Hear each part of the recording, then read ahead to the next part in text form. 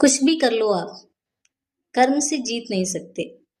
आखिर में हिसाब होता ही है कि कितनों का दिल दुखाया आपने, कितने टूटे हुए को संभाला, आपकी वजह से कितनों की हंसी वापस आई और कितने रोते रोते बिखर गए। इसलिए हमेशा अपने कर्मों पे ध्यान दीजिए, सतर्क रहिए, क्योंकि आपके कर्म ही वापस आप तक आते हैं, चाहे वो अच्छे कर्म हो या बुरे। आपको एक दिन उनका सामना करना ही पड़ेगा।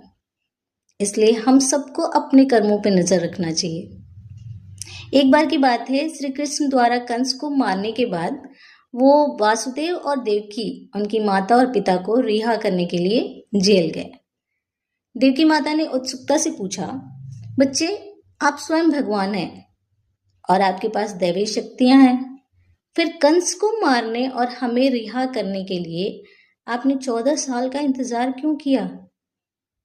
श्री कृष्ण ने उत्तर दिया, माँ, मुझे क्षमा कर दीजिए, लेकिन आपने मुझे मेरे पिछले जन्म में 14 साल के लिए वनवास क्यों भेजा?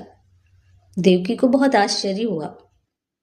देवकी ने कहा, कृष्ण, यह कैसे संभव है? तुम ये क्यों कह रहे हो?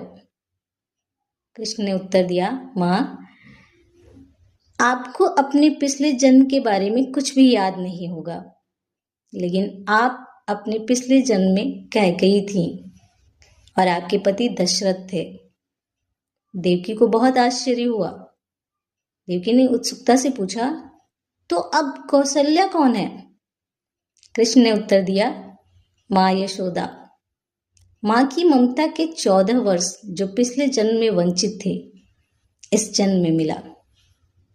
अपने कर्मों का फल सभी को भोगना पड़ता है।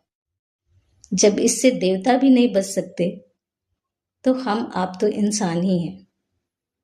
इसलिए हमें अपने कर्मों पे नजर रखनी चाहिए और हमें वही कर्म करने चाहिए जिसको भोगने के लिए हम तैयार भी रह सके,